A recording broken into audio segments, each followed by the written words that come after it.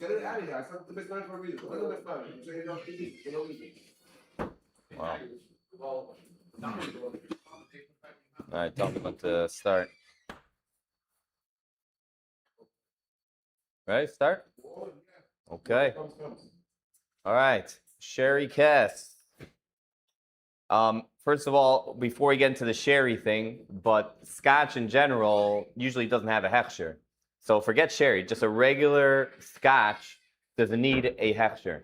So if it's called scotch, if it's called a whiskey, the halacha in the world is the legal aspect of scotch and whiskey that it's only allowed to have up to 4 ingredients. You can only have water, barley, yeast, and then caramel coloring. These are the only ingredients, nothing else. So therefore, we're not afraid that they're going to go mix in other things, some chazir or whatever inside, because they're only allowed to have these 4. We see a similar concept by Chalav Stam, or Moshe writes by Chalav Stam, that since they're not allowed to mix in any other tamei milk, so we're not worried that they're going to do it, because if they're going to do it, they're going to get in trouble, they're going to get fined, they're going to get a bad rep. They're not going to want to do it. So therefore, in general, we're not suspicious that there's going to be any non-kosher ingredients. Well, so this is only whiskey. Whiskey specifically, whether you spell it with an E or without an E, it can only have these 4 ingredients. So I'm only going to talk about whiskey, which is going to be scotch. You're talking Chinese to me, so. Tequila, I don't know. I don't know. But at least for whiskey, you don't have to worry about non-kosher ingredients. Nothing to do with sherry. Scotch, yeah. Yeah. Right, yeah. The only chasar with scotch would be sherry. The sherry wine. Sherry is the wine that we're going to see that they put in the casks, and then they put the scotch and they mature it in these big casks for many years. Yeah. So we'll talk about that. So first, let's talk about just sherry wine in general, and then we'll see how it came to scotch. But Spain was the main producers of sherry wine, and they would ship these sherry wine to England, and tons of it. It was a very popular drink. They would send it, they would ship it in casks, in big barrels. When they got to England, everyone drank the wine, and then they were left with empty casks.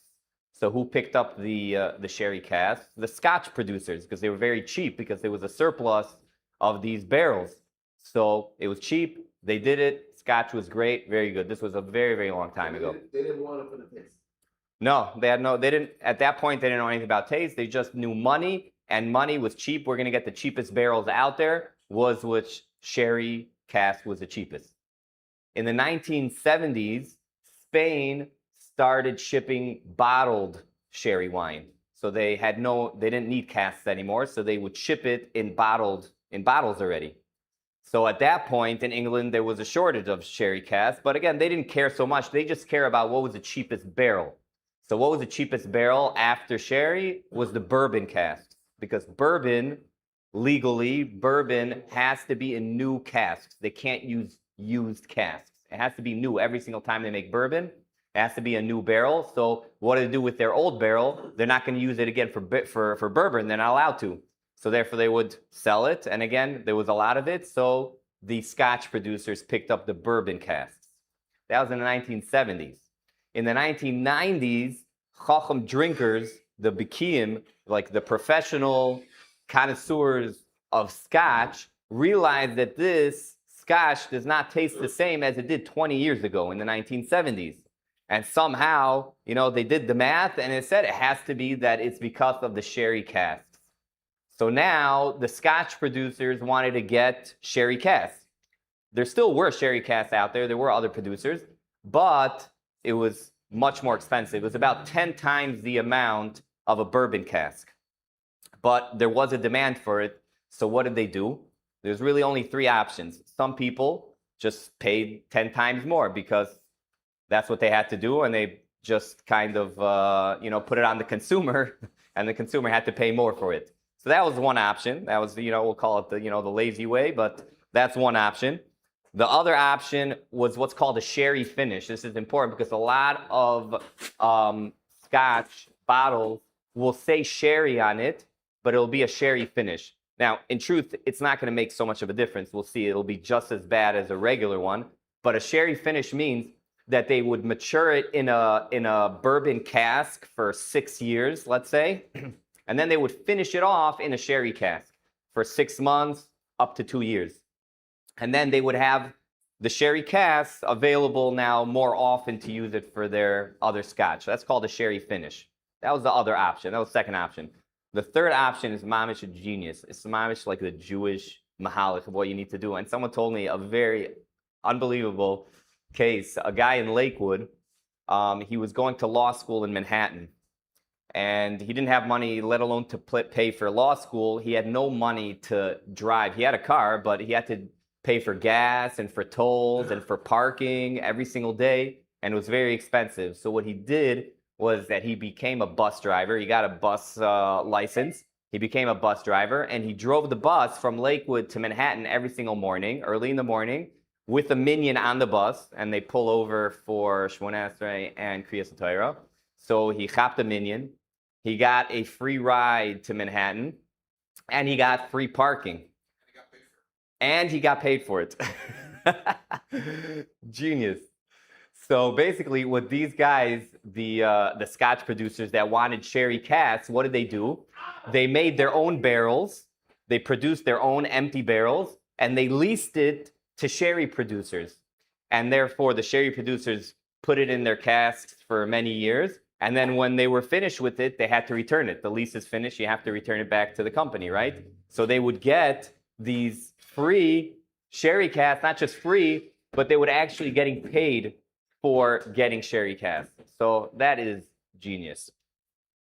Now, let's talk about what the problems of sherry cask scotch, meaning scotch that was matured when it's left in the barrel for many, many years. It's called matured. What is the problem with that exactly? The difference between matured and finished? So finish is just not as long of a time, but it'll be the same exact problem. Same problem. We'll see, because there's two things that you need to know, and that really defines the problem. Number one is that stam yenom, yain nesech is aser. Yain that a goy did avodah zara to it, obviously is aser. That's called real yain nesech. And then there's what's called stam yenom, meaning it's stam, the yain of a goy that he produced, that he made, but we don't know if he actually did avodah zara to it. So Chazal made an Isser Derabanan that this yain is aser. It has the same status as yain nesech, just on a Derabanan level. So it's basically treif. We're going to talk about the bittul, but number one, we have to understand that it's treif, that it's yain nesech. Number two, the other thing that you need to know is kavish kemevushal. Kavish kemevushal means, number one, we know that if you cook, let's say, meat in a pot, and then you empty it out, and then you cook milk in that pot, that obviously you need shishim in the milk to be mevatel the ta'am, the taste of the meat, right? That's when it's cooked.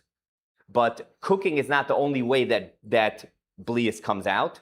Kavush is another way. Kavush means that when a liquid that stays in a kli, in a vessel for 24 hours, it absorbs the taste that was in the kli.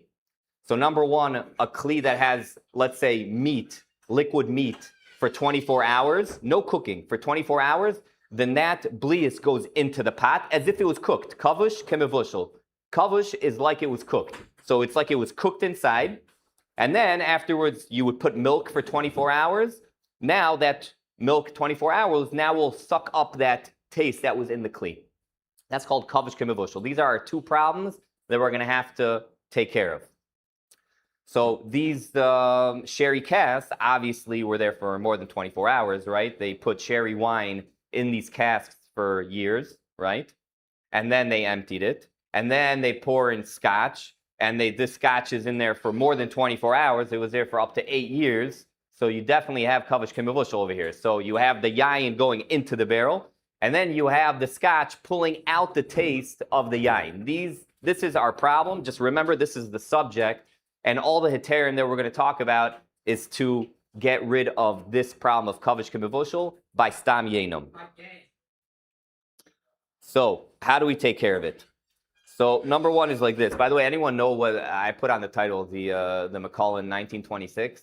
The Macallan 1926 is a sherry cask Scotch, and it just sold recently, like 3 years ago in London, for $2.7 million. That's just interesting, but it's fully sherry. Yeah, you know who bought it? A Jew. I'm just kidding. I have no idea. I have no idea if it's a Jew. It was an anonymous guy. He doesn't know. Probably he doesn't want to feel stupid for spending $2.7 million on a Scotch, but that's fully sherry. Okay, so how do we get rid of this problem? The possible term is like this. Number one is that the Shulchan Aruch in Kuf Lamed Zayin, Sif Dalet, says kavush of yayin, when yayin is absorbed into a barrel, and then you put something else in it, and then it pulls out that taste is automatically going to be pagum. Okay, the yayin taste is pagum. Pagum means that it's not a good taste anymore. The rule is when you cook something in a pot, let's say you cook, I don't know if this is true or not, but let's say you cook lentils in a pot, okay? So now this pot has blias of lentils, right? Then right afterwards you cook milk, I don't know, let's say milk. So now the milk absorbs the taste of the lentils. So now technically you need shishim times the taste of the lentils. However, if lentils and milk don't go good together, which I don't know what to do, but let's pretend that they don't, so then the lentil taste is pagum, it's bad tasting in the milk, then you don't need shishim. Really all you need is roiv. You use majority of the milk, which you'll automatically have, and therefore it'll be mutter. So the Mechaber, the Shulchan Aruch, says that yain that comes out of a barrel that was there from kavush, that was kavush inside, that it comes out, is automatically going to be poigim the substance that is in the barrel.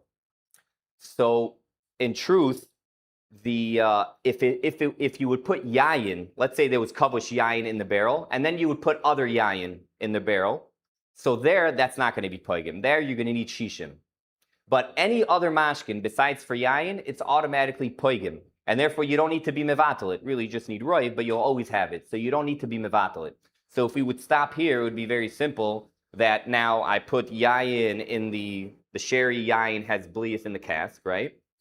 And now I put scotch in there. So whatever yayin taste it pulls out is poigim and it's bottle. Everything's good, right? We can finish up. It's a Shulchan Aruch. You don't need anything. You just need roiv. If it's poigim, if it's bad tasting, kavush yayin that comes out of a barrel is automatically going to be bad tasting in the liquid that you have in this barrel. Then all you need is roiv. And it'll be very simple to matter it, and then would be finished. The problem is like this. The problem is that a lot of poskim, and really the only poskim that doesn't say this is Noid Yehuda, which is Mesupik, he's not sure, but he says that yayin in whiskey is good tasting. Sorry, he says it's not, but everyone else says that it is good tasting. So yayin that comes out of the barrel that goes into water or something else, that's bad tasting, and that's going to be automatically bottle. But yayin into scotch is going to be good tasting, and therefore you're going to go back to needing shishim, which you're not going to have.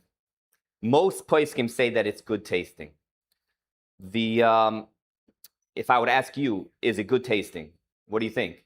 Yain coming out of a barrel, going into scotch, is it good tasting or is it bad tasting? Yeah. Are showing that it is. If ever. Yeah. People are running after it. Obviously, it's good tasting, right? So the thing is, Shlomo Miller in Toronto. Huh? Okay. Okay, I hear. Okay, but then it becomes good. If we all like it, then it's going to become good.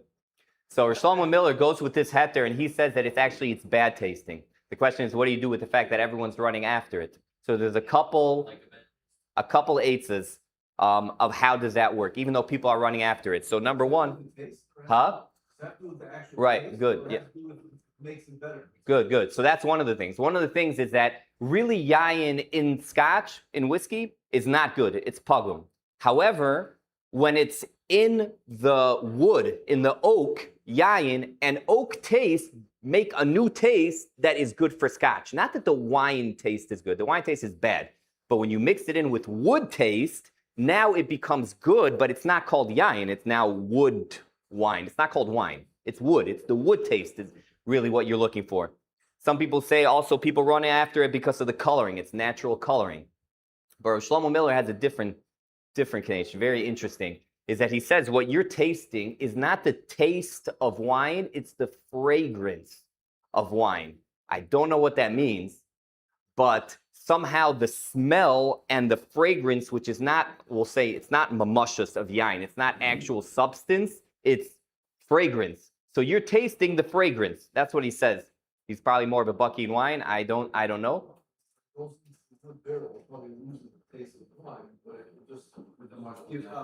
Yeah, so I would, yeah, but then I don't know what fragrance in my head is smelling. It's not really tasting, but he's saying like you're tasting the fragrance.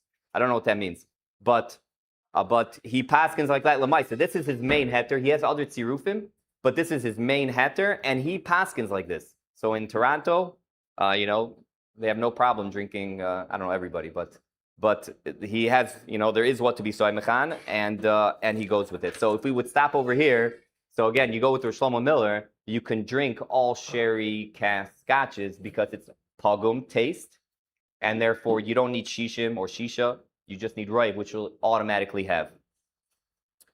So let's now just go with the other poskim that say that it's not lifgam. It's actually lishvach, which most poskim hold that it's lishvach. It's good tasting, and therefore you would need shishim. There would be another type of pgam that maybe everyone would hold of, is that if I cook meat in a pot, in a meat pot, I cook, tastes great in the pot, fine. Then I leave it empty for 24 hours, and then I cook milk in that pot. So the rule is I don't need shishim times the meat. I just need roiv because it's poigim. When you leave a kli empty for 24 hours, then that taste, no matter what the taste was, the taste itself is poigim in everything. Even if you like it. Yeah, even if you like it, yeah, even if you like it. Then you just, Chazal say you're not normal, it's not good. But you can't really taste, like I guess you cook something in it and you can taste it and you like it. Yeah, but Chazal said, yeah, well, Chazal, so good. But Chazal say after 24 hours, it's automatically poigim and it's batel. The question is, what about here? If that would be good enough, so then sherry casks are fine because they definitely keep it empty for more than 24 hours in between, right? They have the wine in there, they pour it out, then they put the scotch in there, not right away. It's only later. They have to ship the empty barrels. Some even take it apart and then they have to put it back together. So it's definitely empty for 24 hours. The thing is that this is a clear Shulchan Aruch, and no one argues on this. The Shulchan Aruch says that wine is different. Wine left empty for 24 hours actually gets better. It doesn't get worse. It gets better. So wine is the only thing that you don't have this nois and tam lifgam after 24 hours. So that's not going to be a heter. So now let's go with the poskim, not like Shlomo Miller, the other poskim that say that kavush yain in a barrel actually gives good taste in scotch. So you're going to need shish, you're going to need bittul, right? But how much do you need? Usually you need shishim, 60 times, with 60 times the taste in the barrel. And now we assume that the whole barrel got the taste of the wine. So you're going to need shishim in the scotch times the whole barrel. So if you need that, then you're finished. There's no way. You're not having 60 times the barrel. So that for sure. The whole thickness. True, but it pulls. So when wine is matured in this cask, it seeps in. Even if it's not the actual wine that seeps in, because some people say that if you cut the cask, you'll see that it's only red. Only the beginning is red. The rest is not red. But in halacha, we don't look at the color or the actual substance that seeps in. The taste seeps in.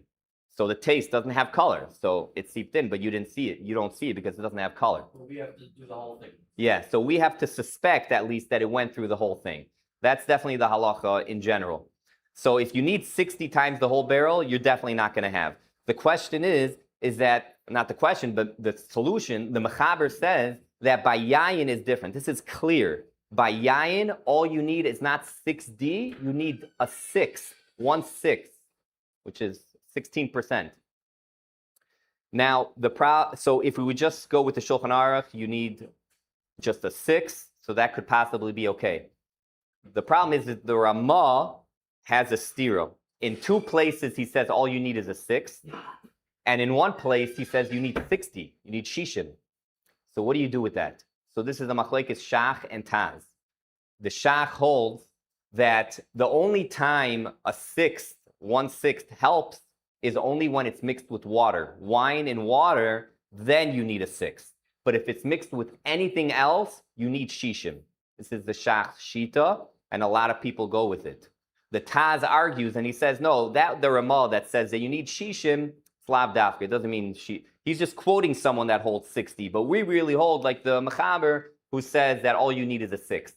So it's really a machlekes Shach and Taz. You need 60 or 1/6. Most poskim actually go with the sixth, not like the Shach. Usually Shach and Taz, we go with the Shach. But in here, a lot of poskim go that all you need is a sixth. Some say that really the halacha is like the Shach, but over here, by our wine is more watered down. It's kolosh. It's weaker than their wine. So therefore, even maybe the Shach would agree that our wine, all you need is a sixth. And Rav Moshe and Igros Moshe says that, first of all, Rav Moshe goes like the Taz, that all you need is a sixth. But he says even the Shach is going to be maskim that wine in whiskey, all you need is a sixth, for the opposite reason that whiskey is so sharp that it's mevatel it even more. So therefore, all you need is a sixth. So really, the halacha, most poskim say that all you need is 1/6. Okay? Now, does that help us? So let's just do the math right now. A barrel, a regular cask, holds 511 liters of liquid, okay? If you take the outside, meaning if you just kind of pretend like there's no barrel, and you pour liquid inside, you would get 647 liters. Okay, so that leaves the thickness of the barrel to about 136 be'erech, 136 liters. So now we need the liquid in the barrel to be mevatel the thickness of the barrel. So it's going to be 136 over 511. That's not even a quarter. It's not even 1/4. So therefore, you don't have 1/6. So really 1/6 doesn't help us at all. So some people say that it's fine, it's batel, because by yayin, all you need is a sixth. It really doesn't help us whatsoever. Unless for some reason somehow they use the very thin cask, but the mitzias, it's 1/6 is not going to help you. Okay? So we have to find a different heter. You need the thickness of the whole wall because we suspect that the blias, when they put the yayin in there for however long, it could be. Yeah, but a new barrel, there's nothing in there right now. Once I leave it in there, we suspect that the taste seeped in so much to the whole thickness of the barrel. Yeah, and the same thing when you use a pot to cook meat, we suspect that the whole kli swallowed up the taste. Now that which it says, but if you come out with the same amount of liquid, we still assume that it come up with the taste because it could be that it went in and went out. How much wine do they lose? They do lose. They do lose. It's a certain percentage, but a certain percentage. But true. But even still, we still suspect that even though the taste went in, but the liquid stayed out, or it went in and it came out, and the taste stayed in there. It dried up. Yeah. The Rishonim talk about this shaila by basar v'chalav, so they do address it. But if all you need is 1/6, so as far as we're concerned right now, 1/6 is really not going to help you. So right now we only have the heter of Shlomo Miller that says that it's poigim and it's going to be batel. But now we got to find another heter. So the other heter is like this. This is the big one. This is the important one. Is the liquid inside filled up all the way to the top? Usually. I'm not sure. I don't know if it's mine. How thick is each house? Yeah, I forgot the measurements, but it's thick. Yeah, it's nice and thick. Yeah. All right, so let's talk about the final heter, and it's an important one. But How can you go put it on the so the goyim are doing it. They talk about this. There's really 4 other problems that we're probably not even going to talk about. One of the problems is how you'd be allowed to be mevatel iser lechatchila. So goyim are allowed to be mevatel iser lechatchila. The problem is that there's a halacha that if someone is mevatel iser lechatchila for you, there's a knas that you're not allowed to drink it. So, right, so here they're doing it for a yid, right? Well, they're doing it for whoever wants to buy it. So that's the heter that they say is that roiv are goyim. So it's called that they're doing it for goyim. But now you can ask, okay, but when you go to the store and you buy it, so you're buying it lechatchila. So you are relying on being mevatel iser. Is that called being mevatel iser lechatchila? So that there's a Ramah that says that no, that's not called that. Happens all the way when they made scotch. Yeah. Yeah. Yeah. Yeah. Shabbos is a little bit different, but. It's because you have to assume that he's turning it on for other guys. He's not even thinking about you at all. But it is similar. So too over here, he's not doing it for you. He's doing it for goyim because his kavanah is only for goyim. So this is the main heter, even though a lot of places do not go with it, but it is a very, very important heter. Is that the Shulchan Aruch says that usually we all know that you need 60, right? 60 times the whole kli, right? The whole thickness, like what we spoke about. The Rishonim deal with what happens if you have the same liquid, but still you need the thickness of the whole kli. The Shulchan Aruch says that by yayin, all you need is just a klipa of the kli.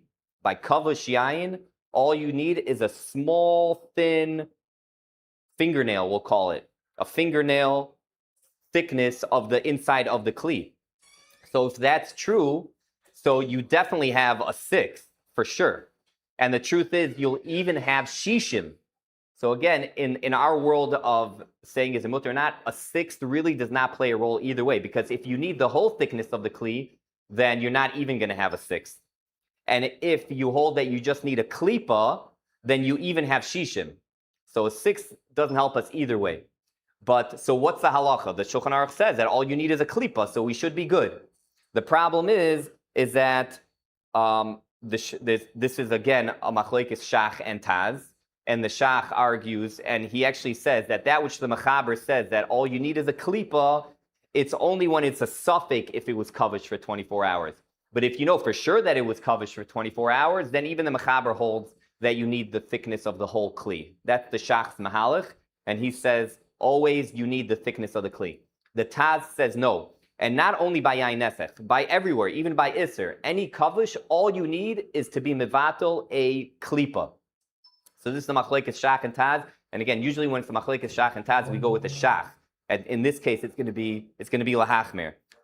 However, there's a lot of poskim that hold that you could be making like the taz by yain nesech at least. Maybe not by shari surim, but by yain nesech, like the mechaber says, all you need is a klipa. And it's the chacham tzvi. Stam Yenam. Yeah, the Chacham Tzvi, Machne Ephraim, Chazanish, Yad Yehuda, and then the Sfardi, Chikri Lev, and the Kaf HaChaim, they say by Yain Nesech, you could be makel just to need a klipa.